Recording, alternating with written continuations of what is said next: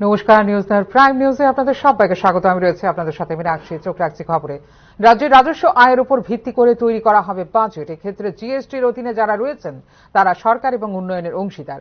আগামী মাসেই বিধানসভায় প্রস্তুত করা হবে বাজেট। শনিবার জিএসটি জাগরুকতা অভিযানের আনুষ্ঠানিক সূচনায় জানালেন মুখ্যমন্ত্রী ডাক্তার মানিক সাহা।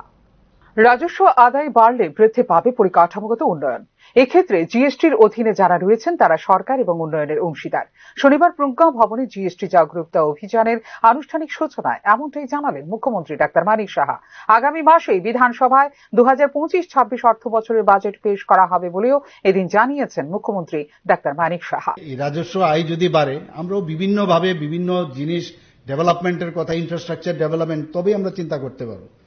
এবারও আমাদের সামনের মাসে আমাদের বিধানসভায় আমাদের বাজেট পেশ হবে। সেখানেও আপনাদের এই যে কালেকশন রাজস্ব আয়, তার উপর ভিত্তি করেই কিন্তু আমাদের মেইনলি এর উপর ভিত্তি করে আমাদের বিভিন্ন ডিপার্টমেন্টের বিভিন্ন রাস্তাঘাট সব মিলিয়ে আমাদের বাজেটটা তৈরি হবে। এখানে আমার পূর্ববর্তী বক্তা আমাদের মাননীয় অর্থমন্ত্রী মহোদয় অলরেডি বলেছেন যে আপনাদের সাথে আমাদের সরকারের you are part and parcel of our government. কারণ অর্থ না থাকলে কোনো অবস্থায় কোনো সম্ভব হবে না, কিছুই ডেভেলপমেন্ট করা যাবে না।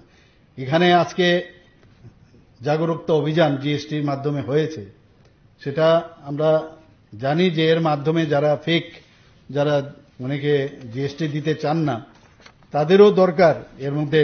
2023-24 অর্থ বছরে 510 কোটি 70 লক্ষ টাকা জিএসটি আদায় করা হয়েছে। দক্ষ প্রশাসন এবং প্রশাসনিক স্বচ্ছতা বজায় থাকার কারণেই তা সম্ভব হয়েছে বলে এদিন জানিয়েছেন মুখ্যমন্ত্রী ডাক্তার মানিক সাহা। 17-18 থেকে এখনের যে জিএসটি সংগ্রহ 2023-24-এ প্রায় 510 কোটি 70 লক্ষ টাকা এখন আমাদের সংগৃহীত হয়েছে। এটা বিরাট বিষয়। তো এখানে আইজিএসটি অর্থাৎ ইন্টিগ্রেটেড যে জিএসটি, সেন্ট্রাল জিএসটি এবং স্টেট জিএসটি, সেখানে প্রায় 1000 কোটি টাকা আমরা কিন্তু পার করে গেছি সেখানে। এবং এটা সম্ভব একমাত্র হয়েছে আমাদের যে নীতি, দক্ষ প্রশাসন এবং প্রযুক্তিগত যে অগ্রগতির ফলে সেটা সম্ভব হয়েছে।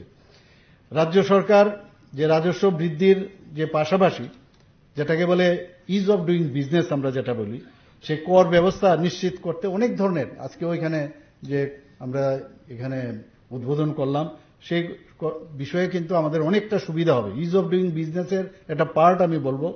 উন্নয়নের অন্যতম প্রধান অংশীদার করদাতাদের কথা মাথায় রেখে 2017 সালে সরল পণ্য ও পরিষেবা কর বা জিএসটি লাগু করে কেন্দ্রীয় সরকার। এই দিশায় রাজ্য সরকারও উন্নত আধুনিক পরিকাঠামো ও পদ্ধতিগত সরলীকরণের দ্বারা শিল্প ও বাণিজ্য তথা করদাতা বান্ধব পরিবেশ তৈরি করতে সচেষ্ট রয়েছে বলে এদিন জানিয়েছেন মুখ্যমন্ত্রী ডাক্তার মানিক সাহা। 2023-24 অর্থ বছরে 374 কোটি 52 লক্ষ টাকা আদায় করেছিল রাজ্য সরকার। 2024-25 অর্থ বছরের জন্য 27,000 কোটি টাকার বাজেট পেশ করেছিল রাজ্য সরকার। এক্ষেত্রে রাজস্ব আয় খাতে রাজ্য সরকারের আদায় হয়েছে 3,700 কোটি টাকা। এর থেকে 27% অর্থ দেওয়া হয় ত্রিপুরা উপজাতি স্বশাসিত জেলা পরিষদকে। আরবান লোকাল বডি বা ইউএলপি কে দেওয়া হয় 10% অর্থরাশি। বেতন ভাতা ইত্যাদি কমিটেড এক্সপেন্ডিচার বাদ দেওয়ার পর রাজ্য সরকারের তহবিলে থাকে 10,000 কোটি টাকা। এদিন ট্যাক্স অর্গানাইজেশন ও রাজ্য অর্থ দপ্তরের ব্যবস্থাপনায় জিএসটি জাগরুকতা অভিযান কার্যক্রমে রাজ্যের বিশিষ্ট করদাতা ও দপ্তরের কর্মকর্তাদের সম্মানিত করার পাশাপাশি ভুয়ো নিবন্ধন বিরোধী অভিযান, নতুন লোগো উন্মোচন ও কর সাথী নামাঙ্কিত হোয়াটসঅ্যাপ চ্যাটবোটের সূচনাও করেন মুখ্যমন্ত্রী doctor Manik Saha. Bureau report, news now. GST না দিলে সরাসরি আইনের আওতায় আনা হবে বলে শনিবার জানিয়েছেন মুখ্যমন্ত্রী doctor Manik Saha.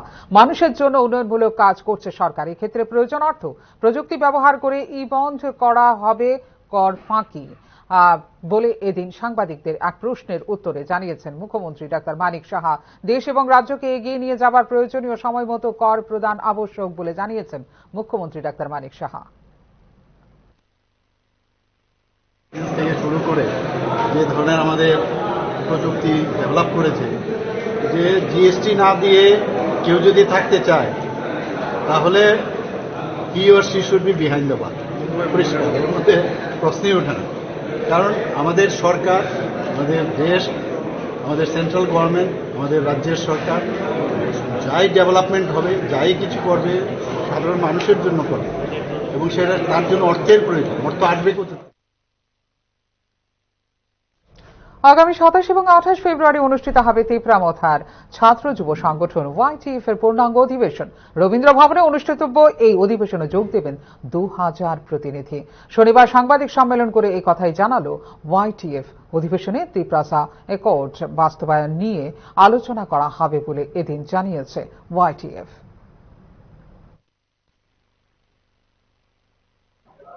Have some sentiments on Tiprasas, and we love government of India.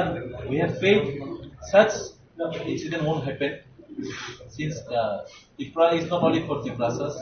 We all living here for many years with different communities. That's why we hope that Tiprasa Accord will be on a প্রায় 4 বছরেও সম্ভব হল না ত্রিপুরা উপজাতি স্বশাসিত জেলা পরিষদের অন্তর্ভুক্ত village কমিটিগুলির নির্বাচন। এর মধ্যেই দুর্নীতি বাসা বাঁধতে শুরু করেছে দলে। বিষয়টি আঁচ করতে পেয়ে দুর্নীতির বিরুদ্ধে লড়াইয়ের আহ্বান রাখলেন শাসক তিপ্রামথা দলের প্রতিষ্ঠাতা প্রদ্যোৎ কিশোর দেববর্মন। তবে কি পাহাড়ে পিছিয়ে পড়ছে তিপ্রামথা? প্রশ্ন উঠছে তা নিয়েই। দলের চুনুপুটি নেতা থেকে শুরু করে রাজ্য নেতারা দুর্নীতিতে আষ্টে পৃষ্ঠে জড়িত।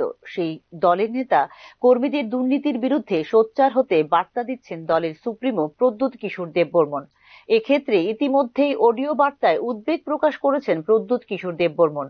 গোটা এডিসি এলাকায় দুর্নীতি, স্বজন পোষণ কায়েম এবং নিগো বাণিজ্য এতটাই জাঁকিয়ে বসেছে যে এডিসি এলাকায় কাজ করতে ভরসা পাচ্ছেন না ঠিকাদার। কোনো ঠিকাদার উন্নয়নের কাজ করতে চাইছেন না এডিসি এলাকায় গিয়ে। স্বপ্নের তিপ্রা ল্যান্ডে যখন নিগো বাণিজ্য জাঁকিয়ে বসেছে, তখন সম্বিত ফিরল দলের সুপ্রিমোর। দেরিতে হলেও এবার দুর্নীতি যে হচ্ছে তা টের পেয়েছেন প্রদ্যোৎ কিশোর দেববর্মন।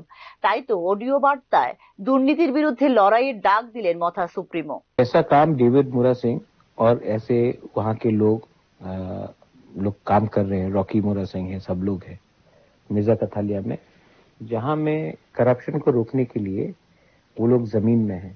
मैं अपने वॉरियर से एक सवाल पूछना चाहता हूँ। आज मेरा नाम खराब हो रहा है और आप लोग अपने घर में बैठे हैं। अगर जिंदगी में क्रेडिबिलिटी और ईमानदारी नहीं होता है ना, तो आप कितना भी पैसा कमा लो, आपको खुशी कभी नहीं मिलेगी। You will never be happy with money. What you need is credibility. जैसे इन्होंने काम किया है अपने एरिया में, I ask everyone to fight corruption. आखिर में जब ये करप्शन होता है तो हमारे ही लोगों का तकलीफ बढ़ता है। आपको लगता है कि एक दो लोग जो करप्शन कर रहे हैं और उसको आप चुप रहने से सब ठीक हो जाएगा? Absolutely not. नुकसान हमारा ही कम्युनिटी का है। मैं फिर से आपको रिक्वेस्ट कर रहा हूं, बोल रहा हूं, प्लीज ऐसे लोगों को हमारे पार्टी के नाम को खराब करके हमारे तिप्रासा लोगों को पीछे रखकर प्रमोट करना पाप है। Please fight this.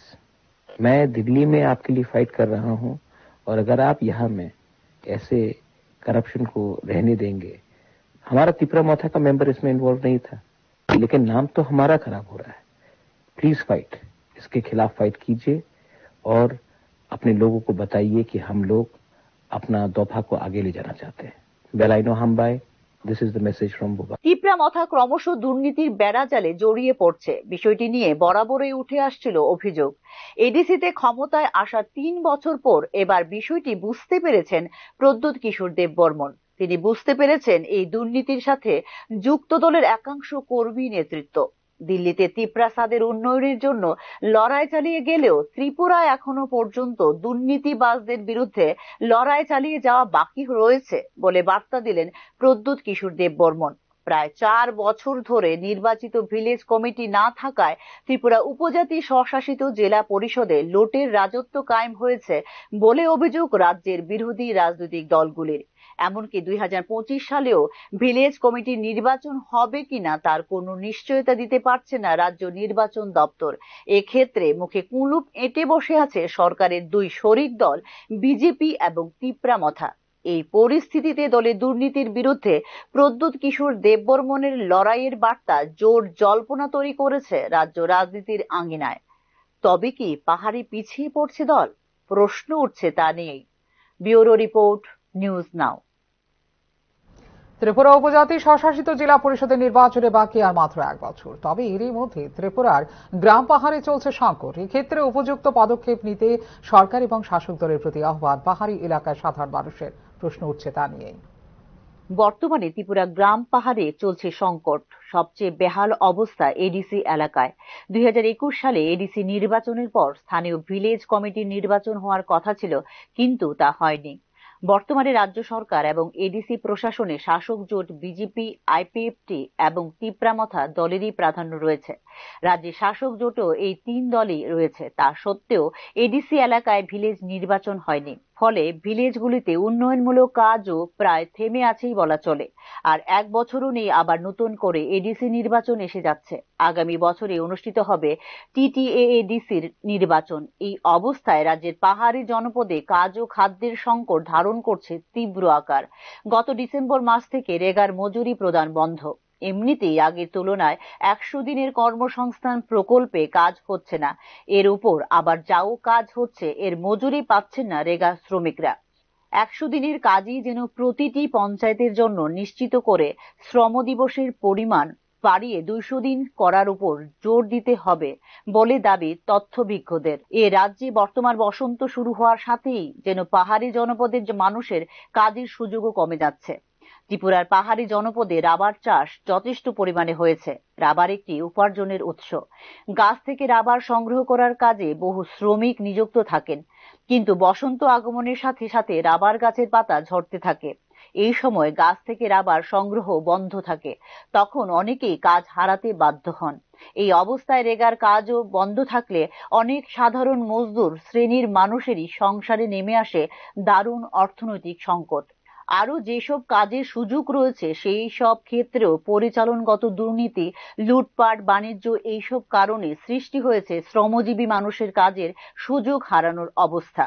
বিভিন্ন এলাকা থেকে সংবাদ মাধ্যমে যেসব তথ্য প্রকাশিত হচ্ছে, এতে দেখা যাচ্ছে গ্রাম পাহাড়ে চলছে সংকটজনক অবস্থা। নীতি আয়োগের সর্বশেষ রিপোর্ট অনুযায়ী গোটা দেশে ত্রিপুরার পরিযায়ী শ্রমিকের সংখ্যা প্রায় 1.5 লক্ষ। এদের মধ্যে সিংহভাগই হলো উপজাতি অংশের যুবক যুবতীরা। স্বাভাবিক কারণেই আসন্ন উপজাতি স্বশাসিত জেলা পরিষদের নির্বাচনের আগে রাজ্যের পাহাড়ি এলাকায় অবস্থার পরিবর্তন নিয়ে উদ্যোগ নিতে হবে ক্ষমতাসীন জোটকে। রাজ্যের প্রাকৃতিক সম্পদকে কাজে লাগিয়ে রাজ্যকে শিল্পোন্নত করার সম্ভাবনা রয়েছে। এ ব্যাপারে উদ্যোগ নিতে হবে সরকার এবং ক্ষমতাসীন দলকেই। Bureau report, news now. Dharmanagar পৌর পরিষদ সহ স্থানীয় জনগণের সহযোগিতায় বর্ষার প্রাক মুহূর্তে জুরি নদীর সাফাই কর্মসূচির সূচনা হয় শনিবার। এদিন ধর্মনগর মোটর স্ট্যান্ড সংলগ্ন জুরি ব্রিজের কাছে একটি অনুষ্ঠানের মধ্য দিয়ে সেই সাফাই কর্মসূচির সূচনা করা হয়। উপস্থিত ছিলেন রাজ্য বিধানসভার অধ্যক্ষ বিশ্ববন্ধু সেন। রাজ্যের 11টা নদীর মধ্যে একমাত্র জুরি নদী ছাড়া বাকি সব নদীতে বন্যা দেখা দিয়েছিল গত আগস্ট মাসে, কিন্তু একমাত্র জুরি নদীতে কোনো বন্যা দেখা দেয়নি। এক্ষেত্রে ধর্মনগরবাসীর কাছে জুরি নদীকে সবসময় আবর্জনা মুক্ত রাখার অনুরোধ জানান বিধানসভার অধ্যক্ষ বিশ্ববন্ধু সেন। আমি রান্না করি তাহলে সমালোচনা হবে, তাইলে একটু লবণ কম, ঝোলের মধ্যে একটু ঝাল হয়েছে, মাংসটা স্বাদ হয়েছে, চাটনিটা টক বেশি হয়ে গেছে। যেহেতু রান্না করেছি, আর রান্না যে নাই করি তা আউট অফ এটিভিটি ছিল, কিন্তু আমি প্রতি মুহূর্তে কাজ করার চেষ্টা করি। এই যেমন এই যে ব্রিজটা, এই ব্রিজটা মাননীয় মুখ্যমন্ত্রী মহোদয়কে বলার পরে টেন্ডার হলো।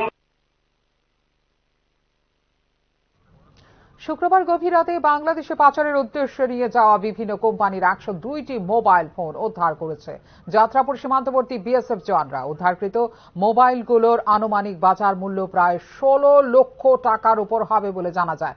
মোবাইল উদ্ধার করলেও কাউকে গ্রেফতার করা সম্ভব হয়নি বলে জানিয়েছে যাত্রাপুর থানার পুলিশ। শুক্রবার রাতে বিএসএফ এর অ্যাসিস্ট্যান্ট কমান্ডেন্ট সঞ্জয় হালদার সহ 6 জন জওয়ান ভারতীয় গ্রাম গাংকোলের নিকট একটি জঙ্গলে অ্যাম্বুশ লাগিয়েছিলেন। এর কিছুক্ষণ পরেই ওই জঙ্গলে ৩-৪ জন পাচারকারী কিছু প্যাকেট ভারত বাংলাদেশ সীমান্ত পাচারের উদ্দেশ্যে নিয়ে যাওয়ার খবর দেওয়া হয় বিএসএফ এর জি ব্রাঞ্চের পক্ষ থেকে। রাতের অন্ধকারে ওই প্যাকেটগুলো নিয়ে যাওয়ার সময় বিএসএফ এর অ্যাম্বুশে আটক হয়ে যাওয়া ঘটনা টের পেয়ে মোবাইলের প্যাকেটগুলো ফেলে ঘটনাস্থল থেকে পালিয়ে যায় পাচারকারীরা। পরবর্তী সময় মোবাইলের প্যাকেটগুলো উদ্ধার করলেও কাউকে গ্রেপ্তার করা সম্ভব হয়নি বলে সীমান্তবর্তী বিএসএফ ও পুলিশের পক্ষ থেকে জানানো হয়েছে।